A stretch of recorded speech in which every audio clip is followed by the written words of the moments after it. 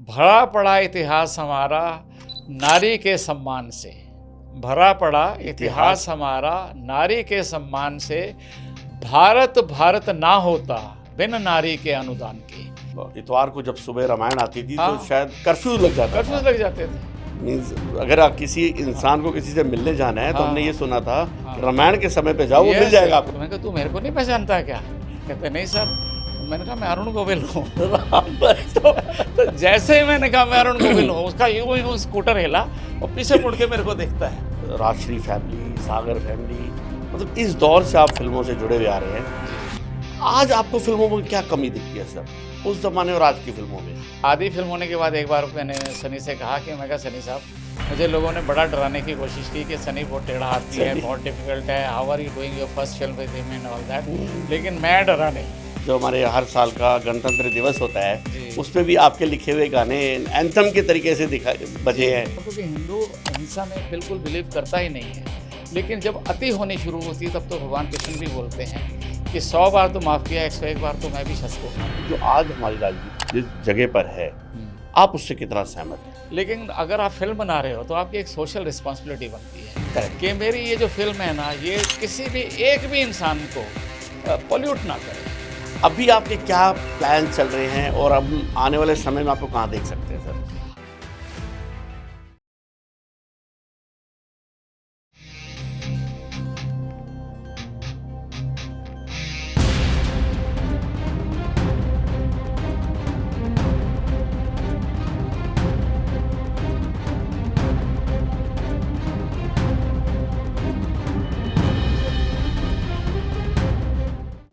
नमस्कार दोस्तों, मैं Pawan Nagpal the democratic Hindu news से। तो ये मेरा शो है पवन के नागपाल। आज के जो हमारे गेस्ट हैं वो कितने इंटेलेक्चुअल हैं, कितनी संस्कृति से जुड़े हुए हैं, कितनी फिल्में बना चुके हैं, कितनी फिल्में एडिट कर चुके हैं, कितने सीरियलों से वो जुड़े हुए हैं, जिनमें इतने बड़े बड़े 2-3 नाम हैं जो आज हम उन्हीं के मुंह से सुनेंगे, उनकी ज़ुबानी। नमस्कार सर। नमस्कार, बहुत बहुत स्वागत है सर आपका। जय श्री राम, एंड आपके श्रोताओं को भी जय श्री राम। ये है हमारे गेस्ट आज के सुभाष सहगल जी। नमस्कार जी। नमस्कार सर। नमस्कार। तो सर सबसे पहले तो हम आपकी जर्नी सुनना चाहेंगे। आपने नाम ही जय श्री राम बोला है तो राम जी से ही इसकी शुरुआत करेंगे जी। रामायण से आप कैसे जुड़े हुए हैं सर? देखिए, मैं रामानंद सागर वाली रामानंद सागर जी के साथ मैं 78 से जुड़ा हुआ हूँ एज एन एडिटर। तो मैं फिल्म इंस्टीट्यूट से पास आउट होके आया था, तो मैं फिल्में तो कर रहा था, लेकिन आते ही पहले उनकी एक फिल्म थी जलते बदन, उसमें मैं एसोसिएट या असिस्टेंट एडिटर के लिए तौर पे 3-4 महीने मैंने काम किया और फिर मैं अपने कामों में बिज़ी हो गया। तो फिर एक 2-3 6 महीने के बाद दोबारा मुझे उनके यहाँ से कॉल आया कि would you like to join us as an editor. तो मैं गया, मोती सागर जी से मिला, बातचीत हुई, तो उनकी एक फ़िल्म बन रही थी अरमान, इसमें राज बब्बर एंड और बाकी आर्टिस्ट थे। बिल्कुल बिल्कुल। तो मैंने कहा क्यों नहीं, तो वहाँ से जर्नी शुरू हुई, तो वो चलती रही। तो उसके बाद मैं बेसिकली हूँ film editor because I M train from film and television institute. Okay. तो फिल्म मेकिंग का ही था, वहाँ से अपने मुंह से कहना अच्छा नहीं लगता, लेकिन प्रभु की मेहरबानी कुछ ऐसी रही कि मेरे को वहाँ से भी गोल्ड मेडल मिला फिल्म इंस्टीट्यूट से। एंड मेरा स्टूडेंट करियर भी टिल आई ग्रेजुएटेड, प्रभु ने कुछ ऐसी कृपा की कि मैं हर साल फर्स्ट पोजीशन ही लाता रहा। Wonderful sir. तो हाई स्कूल में जब मैं यूपी बोर्ड में था तो I think about 10th number और 11th number in the entire board. तो वो ये एकेडमिक्स मेरे इतने अच्छे थे, तो जब मैं आया तो इन्होंने जो मुझे पैसे ऑफ़र किए, मैंने कहा आनंद जी को, आनंद सागर उनके बेटे को, मैंने कहा यार ये तो मैं इतना सब कुछ करने के बाद इतने पैसे आप दे रहे हो। बोले ये तो तेरे को डबल करके बताए हमने दूसरा कोई एडिटर होता तो उसको इसके भी आधे पैसे देते। बट सागर साहब ने मुझे एक बात बोली कि बोले देख, हम फिल्म मेकर जैसे भी हों, हम इंसान बहुत अच्छे हैं, ये तू किसी ना किसी दिन अपने मुँह से बोलेगा। और मैं हंस पड़ा और तब से मेरी जर्नी उनके साथ शुरू हुई। तो बीच में उन्होंने फिल्म मेकिंग से डाइवर्ट करके वीडियो मेकिंग में आ गए। अच्छा। तो वीडियो मेकिंग का मुझे कोई आइडिया नहीं था इतना ज़्यादा, लेकिन उन्होंने जब वो एडिट किया पहला एपिसोड जो मोती सागर जी ने डायरेक्ट किया था, तो वो अच्छी तरीके से एडिट होके आया नहीं। तो सागर साहब ने, जिनको मेरे ऊपर बहुत फेथ था, उन्होंने कहा एक काम करो, सहगल को बुलाओ, उसको एक बार ये दिखाओ और वो जो कहेगा फिर उसको उस हिसाब से री एडिट कर लो। तो मुझे बुलाया गया, मैंने देखा, मैंने कहा शूटिंग में कुछ गलत नहीं है, डेफिनेटली एडिटिंग में गड़बड़ हुई है। तो मैं बैठता हूँ साथ में। तो अब मुझे मशीन चलानी तो आती नहीं थी, तो उस वक्त के एक एडिटर थे, श्याम रमन्ना उनका नाम था। उनके फादर थे बहुत बड़े साइंटिस्ट मिस्टर रमन्ना। तो उसने अपना एडिटिंग रूम खोला था, तो वो बड़ा वाइट कॉलर जेंटलमैन था, वेरी नाइस पर्सन। बट वो एडिटिंग का काम क्या है, लेबोरियस काम है, बिल्कुल। तो वो इतना लेबोरियस काम नहीं कर सकता। तो मैंने कहा अब श्याम यार एक काम कर, तो मुझे एक ऐसा आदमी दे दे जो मशीन में मेरे कहने के हिसाब से स्टार्ट कट करता रहे, तो क्योंकि तू बैठेगा तो तेरा मेरा क्लैश होगा। तो उसने कहा ऐसा एग्री। तो वो लड़का मेरे साथ बैठा, तो मैंने सारा का सारा री एडिट किया। जहाँ उसने एक कट मारा था, मैंने वहाँ 15-15, 20-20 कट मारे। और because I am a student of cinema और इंस्टीट्यूट से पास आउट होकर आया था, तो मालूम था कि कहाँ क्या क्या चीज़ें ज़रूरत है, तो फटाफट हम करते गए। और वो एक एडिट हो गया, तो उसके बाद पूरी फैमिली मेरे पीछे पड़ गई, तो तू ही एडिट करेगा, कोई बात नहीं, हम उनको उनके पैसे देंगे, तेरे को तेरे पैसे देंगे। तो ऐसे मेरी वीडियो एडिटिंग की जर्नी उनके साथ शुरू हो गई। तो जब रामायण आया तो obviously I had to edit Ramayan also. तो मैं कम से कम 15-20 फिल्में एडिट कर रहा था, तो I had to cut down some films to accept Ramayan. पर आज जब मैं पीछे मुड़ के देखता हूँ तो मैं तो सोचता हूँ कि मेरी लाइफ का सबसे बड़ा डिसीजन ये था कि मैंने रामायण को चूज़ किया, वो फिल्मों को छोड़ा। क्यों नहीं सर, बिल्कुल बिल्कुल। तो कोई एक इंसिडेंट रामायण का सर जो रामानंद सागर जी के साथ हो, अरुण गोविल जी के साथ हो? देखिए इंसिडेंट तो रामायण तो मैं आपको बोलता हूँ मेरे लिए तो लाइफ चेंजर एक्सपीरियंस था। मस्ट और इंटरेस्टिंग, और बहुत अच्छे अच्छे एक्सपीरियंस हुए हैं, स्पिरिचुअल भी। लेकिन मैं ऑडियंस के लिए एक मज़ेदार इंसिडेंट सुनाना चाहता हूँ। बिल्कुल। रामायण की शूटिंग होती थी उमरगांव स्टूडियो में। तो मैंने उन दिनों अपनी पहली गाड़ी ली थी मारुति 800, जिसकी फाइनेंस भी जो है उनके बड़े बेटे हैं शांति सागर जी, उन्होंने करवाया था। तो अब गाड़ी मुझे चलानी आती नहीं थी, और मुझे गाड़ी की डिलीवरी लेनी थी वर्धा से, गुजरात से, क्योंकि वहाँ पे डिस्काउंट मुझे मिल रहा था। तो मेरा वहाँ पे अपना रिहाइश वगैरह का कुछ अरेंजमेंट था। तो गाड़ी लेने के लिए मैंने अपने एक दोस्त को बोला जिसका नाम है Nikhil Saini, he is a director. तो मैं उसकी एक फिल्म एडिट कर रहा था। मैं कहा निखिल यार मुझे तो गाड़ी चलानी आती नहीं है, तू मेरे साथ चलेगा क्या गाड़ी लेने? कहता हाँ चलूँगा। तो हम लोग बाई ट्रेन निकले। तो जब हम निकले वहाँ से, तो वो ट्रेन जो है उमरगांव तक नहीं जा रही थी। हमने पहले सोचा कि हम उमरगांव स्टूडियो में जाएंगे, वहाँ पे जो स्टूडियो जहाँ पे वो शूट चल रहा था वहाँ पे होके फिर हम जाएंगे गाड़ी हाँ लेने। जी। तो वो 2 स्टॉप पहले जो है वो गाड़ी ख़त्म हो गई और हमें उतरना पड़ा। तो अब मैंने कहा यार निखिल, अब दूसरी गाड़ी के लिए वेट करने के बजाय बाहर निकलते हैं, 25-30 किलोमीटर तो है, ऑटो में चलते हैं। कहता हाँ डन, नो प्रॉब्लम। तो हम बाहर आए तो हमने एक आदमी से कहा भैया उमरगांव स्टूडियो चलोगे? बोला हाँ चलूँगा। तो हम बैठ गए। तो बोला वहाँ तो रामायण की शूटिंग चल रही है। तो हाँ, तो आप जुड़े हुए रामायण से? मैं कहा हाँ। मैं कहा तू देखता है रामायण? कहता हाँ। तो मैं कहा तू मेरे को नहीं पहचानता है क्या? कहते नहीं सर। तो मैंने कहा मैं अरुण गोविल हूँ। तो जैसे ही मैंने कहा मैं अरुण गोविल हूँ, उसका यूँ स्कूटर हिला और पीछे मुड़ के मेरे को देखता है। थोड़ा आगे गया तो कहता सर आप लगते तो नहीं हो। तो मैं कहा ऑफ कोर्स नहीं लगूंगा, मैं पागल हूँ क्या? मैं ऐसे ट्रेन में घूम रहा हूँ और मैं ऑटो में आऊँगा, मेरे को अर्जेंट था जाना, तो मैं मेकअप करके आया हूँ, मुझे लगा के आया हूँ, निकाल के बताऊँ? कहता नहीं नहीं सर कोई बात नहीं। थोड़ा आगे गया, फिर मुड़ के देखा। तो मैंने कहा तू यार स्कूटर चला, साला हमारा एक्सीडेंट मत करा देना। तो इतने में उसने क्या किया, स्कूटर लेफ्ट साइड में घुमाड़ा और एक बिल्डिंग के घर के चारों तरफ 2-3 राउंड मार के रोक दिया। मैंने कहा क्या कर रहा है? कहते सर 1 मिनट आया सर। अंदर गया, उसकी बीवी को साथ में लाया, थाली सजाई हुई थी, उसमें पूजा ये वो तिलक वगैरह सब रखे हुए, और आके उसकी बीवी ने मेरे पाँव को छुआ, उसने मेरे पाँव को छुआ। मैं कर क्या रहा है तू? कहता नहीं सर यार राम भगवान ने हमारे घर में आए हैं। मैं कहा सुभाष सेकंड तू फंस गया अभी। तो अब उसने पूरी पूजा वूजा की, तो वहाँ से निकले। तो कहते सर ये दोस्त आपके क्या है? मैं कहा रामायण में काकभूषणी जो था ना वो ये है। अब मेरा दोस्त गुस्से में मेरे को देख रहा है। वो था भी थोड़ा ब्लैकी और लगता भी था वैसे, पर वो वेरी सपोर्टिव पर्सन। तो उसने he to get in the with the pinch of salt. थोड़ा आगे गए तो एक पेट्रोल पंप में कहता है पेट्रोल भरवा लूँ। मैं क्या भरवा ले। देखा तो किसी बंदे से जाके खुसर पुसर कर रहा है। वो बंदा आ गया, उसने मेरे पाँव छू लिए। तो कहता मेरा छोटा भाई शहर में बता रहा था, इसको आप आशीर्वाद दीजिए। मैंने कहा भाई मेरे तू मरवाएगा हमको। मैंने कहा अब तूने अगर स्कूटर कहीं पे रोका तो मैं तेरे ऑटो से नीचे उतर जाऊंगा। नहीं साहब आप नहीं रोकूंगा। अब हम वहाँ पहुँचे उमरगांव स्टूडियो, तो 60 रुपये उन दिनों, 60 रुपये में बहुत बड़ी अमाउंट होती थी। तो 60 रुपये उसका किराया बना।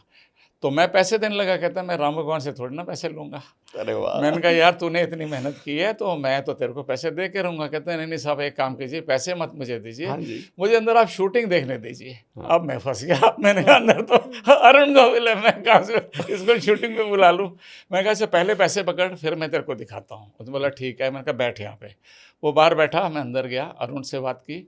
अपना एक असिस्टेंट डायरेक्टर था हमारा दोस्त, योगी नाम था उसका। मैंने कहा योगी यार ऐसे ऐसे हुआ है, तो मैंने उसको ये शर्त रखी है, तू अंदर आएगा, तू शूटिंग देखेगा, मैं तेरी तरफ देखूंगा भी नहीं, और तू मेरे नज़दीक आएगा नहीं, तू मेरे साथ फ़ोटो भी नहीं खींचेगा, फिर तो तू आ अंदर। बोला ठीक है।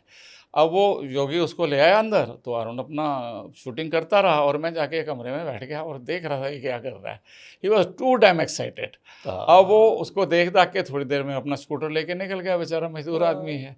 मुझे थोड़ी सी शर्म तो आई, मैंने कहा यार मैंने झूठ बोला, ये ज़रूरत नहीं थी। लेकिन मैंने ये रियलाइज़ किया कि रामायण की इतनी पावर है और अनुर गोविल इतना पॉपुलर है लोगों में कि लोग मतलब उसके पाँव छूते हैं और उसमें आज तक सर, आज तक राम भगवान उसमें देखते हैं। हाँ। तो ये एक बड़ा अच्छा सुखद एक्सपीरियंस था सर। हमें जहाँ तक याद है उस ज़माने में इतवार को जब सुबह रामायण आती थी हाँ। तो शायद कर्फ्यू लग जाता था। कर्फ्यूज लग जाते थे। मीन्स अगर आप किसी इंसान को किसी से मिलने जाना है तो हाँ, हमने ये हाँ, सुना था हाँ। कि रामायण के समय पे जाओ, वो मिल जाएगा आपको घर पे। बिल्कुल बिल्कुल। मैं इतनी मेरे पास इसके मतलब वो है ना किस्से हैं हाँ। कि आप सुनते सुनते थक जाएंगे, किस्से खत्म नहीं बिल्कुल होंगे। बिल्कुल सर, बिल्कुल। जी।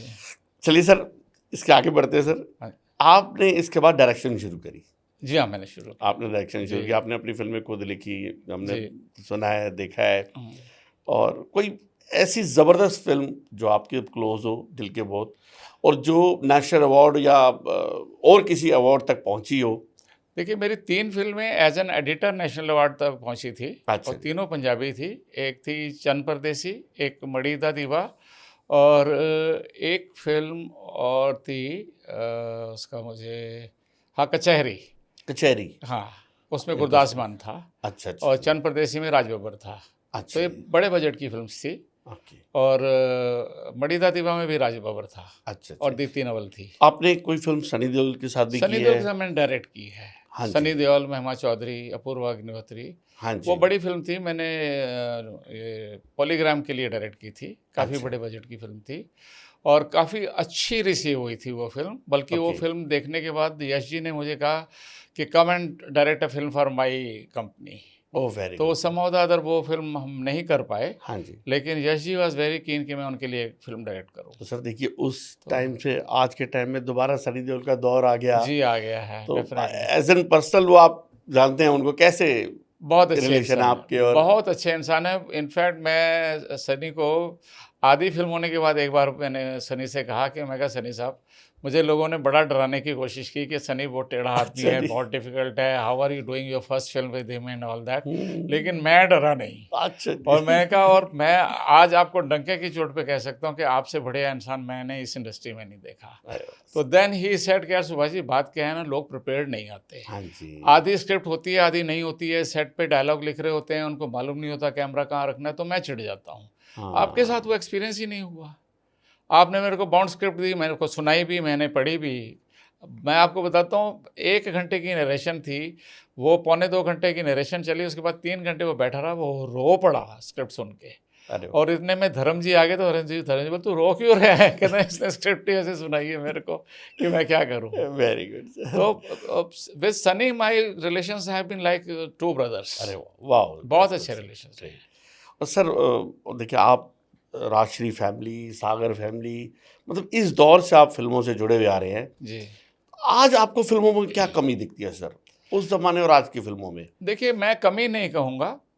पहले का दौर कुछ और था। पहले फैमिली फिल्म ज़्यादा बनती थी, जिसमें फैमिली वैल्यूज़, हमारे ट्रेडिशनल वैल्यूज़, हमारे हाँ जी। संस्कार और ये सब चीज़ें जो लोगों को अच्छी लगती थी और वो बनती थी। साफ़ सुथरी फिल्में ज़्यादा बनती थी। तो आपको लगता है कि उसी का खामियाजा इस टाइम बॉलीवुड इंडस्ट्री फेस कर रही है? देखिए बात यह है कि बिजनेस तो आजकल पता चला 2-2 हज़ार करोड़ का हो रहा है। हाँ जी। तो खामियाजा तो इसलिए भुगत रही हैं, वो फिल्में भुगत रही हैं जो ख़राब बनती हैं।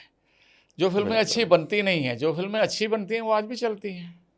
आपके हिसाब से कैसी फिल्में होनी चाहिए सर? देखिए, मैं ये थोड़ा कहता हूँ कि फिल्म पैसा कमाने के लिए अगर आप बना रहे हो ना, तो हाँ मत जी। बनाओ। आपके पास और 1000 तरीके हैं पैसा कमाने के, आप कमाओ ना यार। आप आलू बेच लो, टमाटर बेच लो, एरोप्लेन बना लो, ट्रेन मतलब बना लो। लेकिन अगर आप फिल्म बना रहे हो तो आपकी एक सोशल रिस्पॉन्सिबिलिटी बनती है करेक्ट, कि मेरी ये जो फिल्म है ना, ये किसी भी एक भी इंसान को पॉल्यूट ना करे, करेक्ट, किसी भी एक भी इंसान को उसको अच्छा इंसान बनने से ना रोके, उसे गलत दिशा में ना मोड़े। वो एक फिल्म मेकर को ज़रूर सोचना चाहिए, बिकॉज़ कुछ भी कह लो, आज की डेट में क्या है, हमारे लोगों में अभी वो ग्रंथ और वेद और पुराण पढ़ने का ट्रेडिशन रह नहीं गया है। वो उनका एंटरटेनमेंट मैक्सिमम जो है अभी फ़िल्मों में ही है। वो फ़िल्मों से ही सीखते हैं, अच्छा सीखते हैं या बुरा सीखते हैं, कपड़े पहनना भी, बोलना भी, ये सब कुछ जो है वो फ़िल्मों से ही सीखते हैं। तो आज फ़िल्म मेकर की जो ज़िम्मेवारी है ना, वो ज़्यादा हो गई है। पहले उतनी नहीं थी, पहले तो होता था लोग साल में 2 या 3 फ़िल्में देख ली तो देख ली।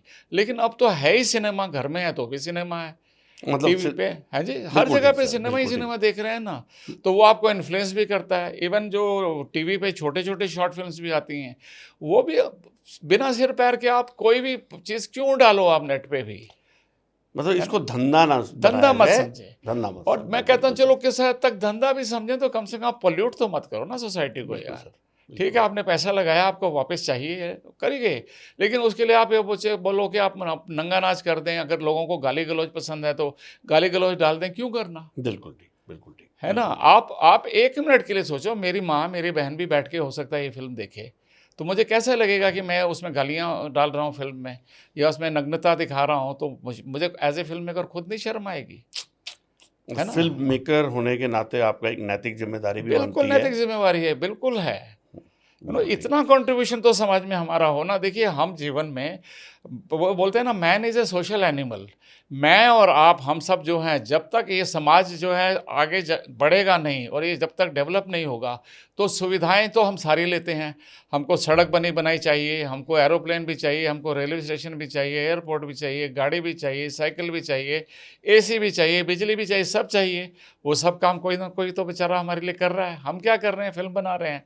तो हम अगर सोसाइटी का माहौल एक पॉजिटिव बना सकें एज ए फिल्म मेकर, तो वो लोग भी करेक्ट, शांत होकर काम करेंगे। वो बेचारा एक साइंटिस्ट अचानक निकलता है सड़क पे, उसका कोई कसूर नहीं है, मॉब में कुछ उल्टी सीधी फिल्म देखी, आके उन्होंने उसकी गाड़ी को आग लगा दी, वो उसमें मर गया। हमने क्या किया? हमारी बकवास की वजह से वो आदमी मर गया बिल्कुल सर। इनडायरेक्टली। तो why are we doing that? Why should we do that? Correct sir. No doubt, no doubt. चलिए सर, अब बॉलीवुड से हट के थोड़ी सी कुछ बात करते हैं। हमने बहुत कुछ आपके बारे में देखा है, पढ़ा है जी कि आप संस्कृति और अपने कल्चर और पोइट्री, इन सब से भी बहुत जुड़े हुए हैं, जिसकी झलक आपकी पोइट्री में है। जी जी जी, तो डेफिनेटली। और कुछ ऐसे हमने सुना है कि आपने कुछ अभी, जो हमारे हर साल का गणतंत्र दिवस होता है, जी उस पे भी आपके लिखे हुए गाने एंथम के तरीके से दिखा जी बजे हैं। जी जी, 2024 का गणतंत्र दिवस का जो गाना है वो मैंने लिखा था, अरे वाह और सर। 2025 का इस साल का भी मैंने लिखा है। ओके। और इस साल तो प्रभु की ऐसी मेहरबानी रही कि इस बार हमारे करीब 5,600 डांसर्स थे। हाँ जी। कर्तव्य पथ पे लाइव ये गाना प्ले किया गया था proud sir, in proud. Front of Indonesian prime minister. हाँ जी। लास्ट टाइम हुआ था, फ्रांस के प्राइम मिनिस्टर थे।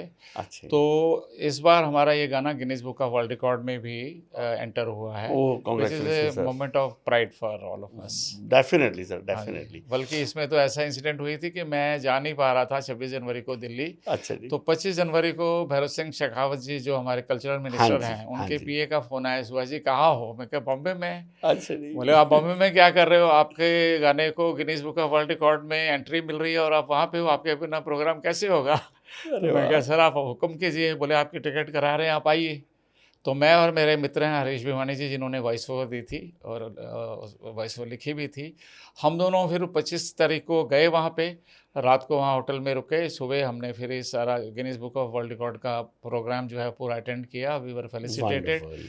और भैरव सिंह शेखावत जी, मैं उनकी जितनी भी तारीफ करूं कम है। कम से कम उन्होंने 9 बार मेरा नाम लिया होगा स्टेज से, और उन्होंने सबके सामने ये बोला कि सुभाष जी, अगर आपने इतने अच्छे बोल ना लिखे होते तो हाँ। हम इस लेवल तक Guinness book of world record तक नहीं पहुंचते। हाँ। मैं उसकी ओपनिंग 2 लाइनें आपको पढ़ के बिल्कुल सर, बोल के बिल्कुल, मैं सुनाता बोलने ही हूं वाला था, आप सुनाइए। कि जयति जय जय जयति जय जय जयति जय मम भारतम हो, तेरी जय जय तेरी जय जय तेरी जय मम भारतम। अरे वाह, अरे वाह। और भैरव अपना ये गजेंद्र सिंह शेखावत जी ने यहाँ तक बोला कि हम ये सोच रहे हैं कि हम ये मुखड़ा जो है इसको अपना एंथम ही बना लेंगे कल्चरल मिनिस्ट्री का, हम इसको चेंज ही नहीं करेंगे। वाह सर। तो I had it tears in my eyes. Must be sir, हम समझ सकते हैं। Yeah. बहुत खूबसूरत लिखा है सर, बहुत खूबसूरत। और कुछ और भी आप लिखते हैं, बहुत अच्छा लिखा हुआ है आपने कई जगह। हमने कहीं आपकी एक कविता सुनी थी, उसके ऊपर वुमेंस डे के ऊपर, जी वो भी आपकी कविता बड़ी फेमस हुई थी, उन लोग कई लोगों ने उसको बड़ा अप्रिशिएट किया था। जी हाँ, जी तो हाँ। सर उसकी 2 पंक्तियाँ। तो वो कविता तो अपने आप में थी ही थी। वो एक दिन सुबह मुझे अपना दिल्ली से फ़ोन आया और उन्होंने कहा कि 12 बजे फ़ोन आया कि 4-5 घंटे में आप मेरे को वुमेन अपलिफ्टमेंट पे कुछ पोएम लिख के दे सकते अच्छा हो। जी। तो मैंने उनको 2 लाइनें सुनाई। भरा पड़ा इतिहास हमारा नारी के सम्मान से, भरा पड़ा इतिहास हमारा नारी के सम्मान से, भारत भारत ना होता बिन नारी के अनुदान के। तो उन्होंने कहा लॉक हो गया, अभी आप इसको पूरा लिख के अरे दीजिए। वाह, अरे वाह तो सर। 3 बजे मैंने उनको पूरा गाना दे दिया और 4 बजे हमारी जूम पे मीट हुई। ये गाना म्यूज़िक डायरेक्टर के साथ फाइनल हुआ। सारी रात लगी उनको दिल्ली में रिकॉर्ड करने में। नेक्स्ट डे शाम को 6 बजे अशोका हॉल में प्रेसिडेंट ऑफ इंडिया के सामने अराउंड 5000 लोगों के सामने पूरा गाना अगेन वो लाइव डिस्प्ले हुआ। वाह सर, तो वाह वाह सर। अब तो फिर आपसे पंक्तियाँ तो कुछ और भी सुननी पड़ेंगी, मुझे पता है आपके पास कुछ और खजाना भी होगा। तो सर कुछ एक कविता ऐसी हो जो छू जाए दिल को लोगों के, और मतलब कुछ ऐसा लिखा हो कभी आपने जो आपको खुद को लगता हो कि ये मेरे लिए बेस्ट लिखा है। देखिए, मैंने कुछ एक हिंदुओं के बारे में लिखा है, क्योंकि हम अपने इतिहास के बारे में हमें काफ़ी कुछ नहीं मालूम था, हाँ जी। जिसकी वजह से हम थोड़े गुमराह हो रहे थे। तो उसको लेकर मैंने एक कविता लिखी है, अगर आप कहें तो मैं सर आपको बिल्कुल, इस सुना चैनल सकता का हूँ। नाम है द डेमोक्रेटिक हिंदू। जी, जी, जी। अरे वाह! क्या बात है। हाँ जी, गॉड ब्लेस। चलिए सर। तो मैं ये आपको पढ़ के ही सुना पाऊँगा। हाँ तो जी, मैं हाँ जी। सुनाता हूँ आपको कि रणभेरी रणनाद हुआ है, रणभेरी रणनाद हुआ है, हिंदू जाग चुका है। शंख बजा है, ढोल बजे हैं, हिंदू जाग चुका है। वो हिंदू जो डरा हुआ था, वो हिंदू जो डरा हुआ था, वो हिंदू जो मरा हुआ था, उसका डर भाग चुका है, अब हिंदू जाग चुका है। अब हिंदू जाग चुका है मुगलों के अत्याचारों से, गौरों के नरसंहारों से, सदियों के अत्याचारों से तन मन आग तपा है, हिंदू जाग चुका है, उसका डर भाग चुका है, अब हिंदू जाग चुका है। पृथ्वीराज चौहान को मारा, गरम तवी गुरु अर्जुन डारा, तेग बहादुर शीश संहारा, मतीदास भाई चीरा आरा। 2 टुकड़े कर दिए थे। मतीदास भाई चीरा आरा, खौलते तेल सतीदास को डारा। खौलते हुए तेल में सतीदास भाई को डाल दिया था। खौलते तेल सतीदास को डारा, अब डर भाग चुका है, हिंदू जाग चुका है। रुई लपेट दयाला जी जलाए, रुई लपेट दयाला जी जलाए, साहेबजादे दीवार चनवाए। बंदा बहादुर की खाल खिंचाए, संभाजी हलाल मरवाए। ये तो आपने अभी संभाजी फिल्म में देखा ही है। संभाजी हलाल मरवाए, भगत सिंह फांसी चढ़वाए, राणा प्रताप प्रताप को पाए, लक्ष्मीबाई ने प्राण गंवाए, कश्मीर से हिंदू भगाए। ये तो हमने भी देखा है। कश्मीर से हिंदू भगाए, हिंदू अब जाग चुका है, उसका डर भाग चुका है। बहुतों ने दीनी कुर्बानी, जंगल जंगल धूल थी छानी, उन सब की थी एक कहानी, देश पे न्योछावर की थी जवानी। उन सब की थी एक कहानी, देश पर की थी नौछावर जवानी, वीर शिवाजी जैसों ने जान गंवा दी पर हार न मानी। उन सब वीर शहीदों की कुर्बानी ताक चुका है, अब हिंदू जाग चुका है। वो हिंदू जो बटा हुआ था, जात पात में फंसा हुआ था, ब्राह्मण शूद्र में कटा हुआ था, संगठित हर भाग हुआ है।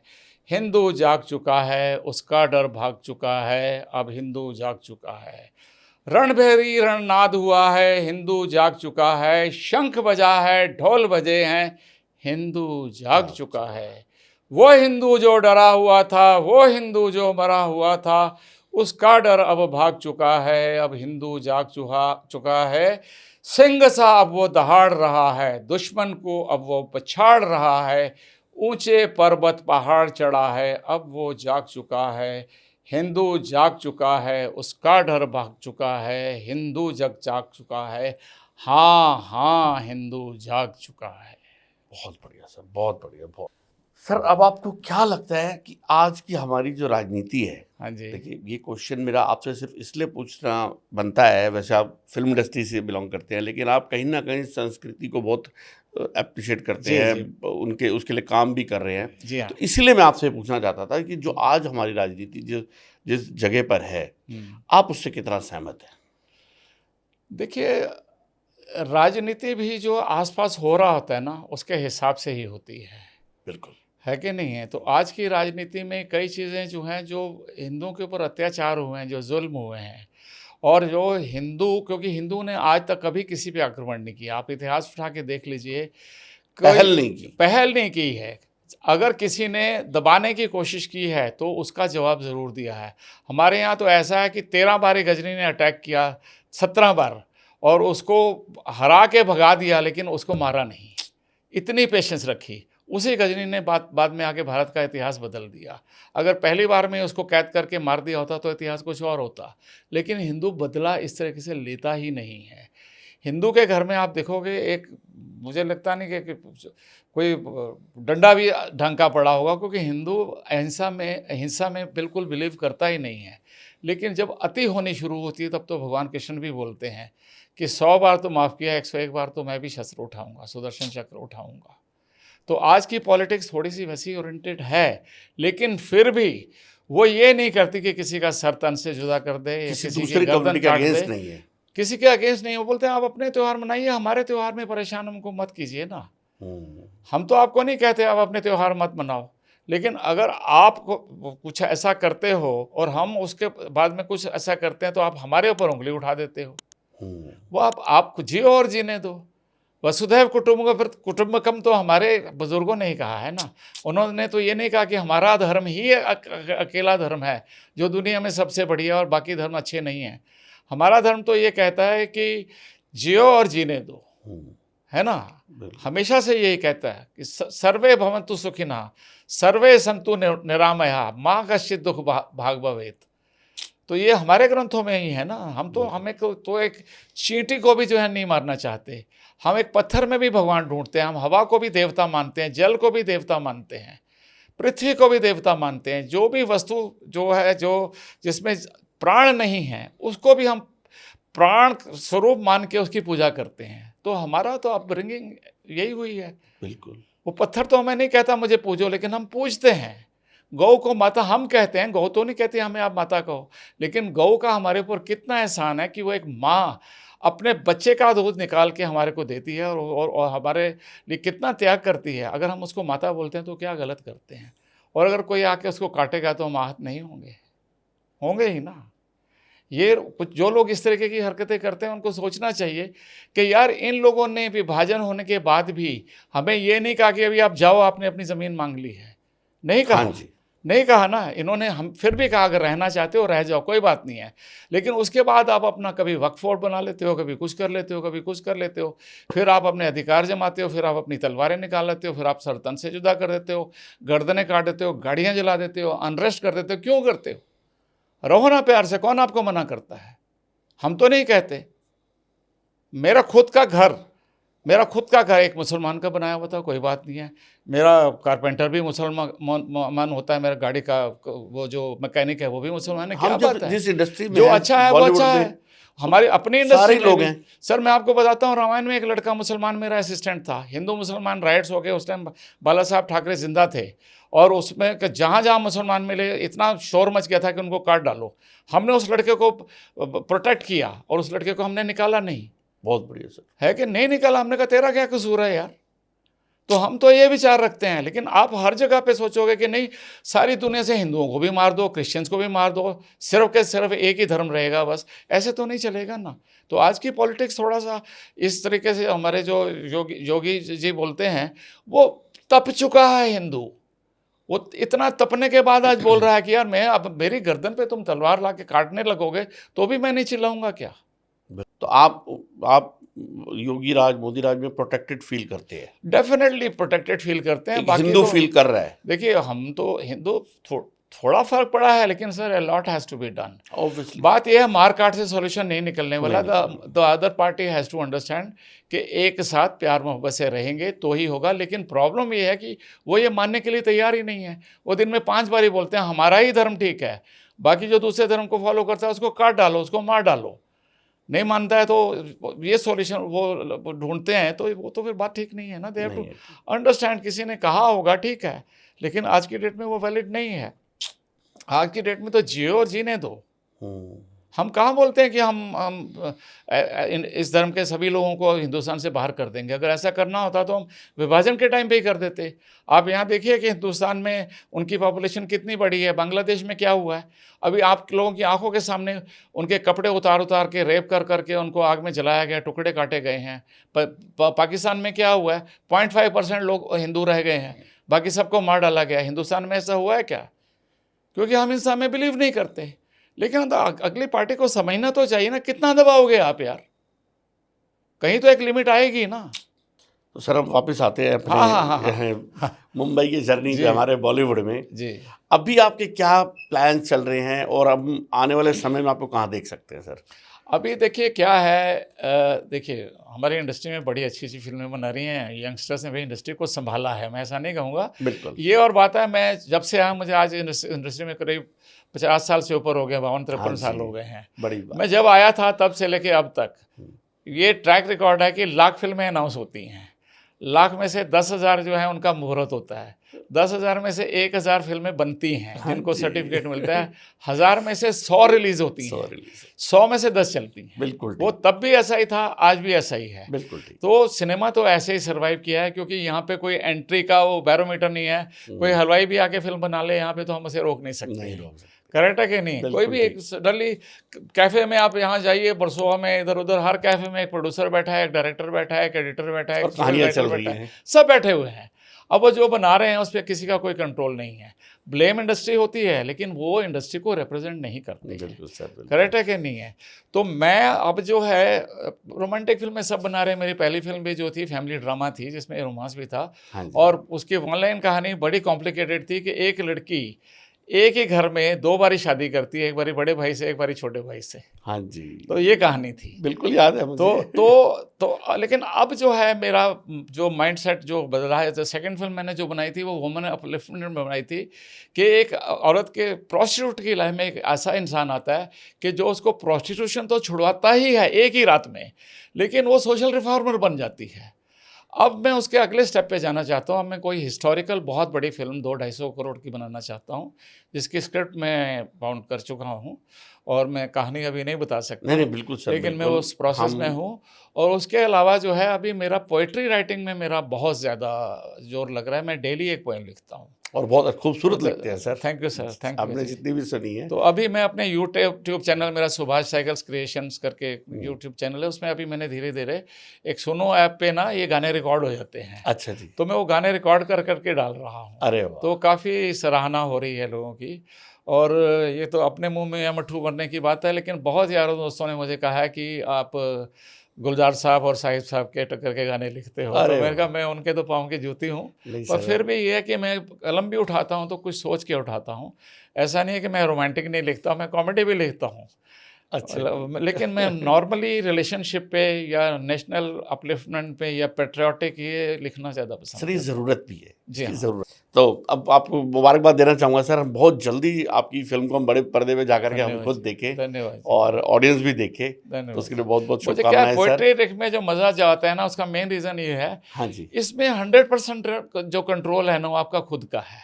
हाँ जी, इसमें आपको किसी को हाथ नहीं जोड़ने पड़ते, किसी स्टार के लिए वेट नहीं करना पड़ता है, डेट्स नहीं लेनी पड़ती, ये नहीं बिल्कुल करना पड़ता। ठीक। जो मन में आया आपने लिख दिया, आप उसके बादशाह हो। हाँ, अच्छा बुरा पब्लिक के सामने जाएगा, अच्छा लिखोगे तो तारीफ होगी, नहीं लिखोगे तो लोग इग्नोर कर देंगे। लेखक को ले, लिखने में अपने आप भी एक खुशी वो मिलती है, खुशी मिलती है, खुशी मिलती है। डेफिनेटली। मैं भजन भी लिखता हूँ। अभी मैंने एक बुक जो है रामधुन करके अच्छा जी, छापी है, जिसमें 100 भजन हैं।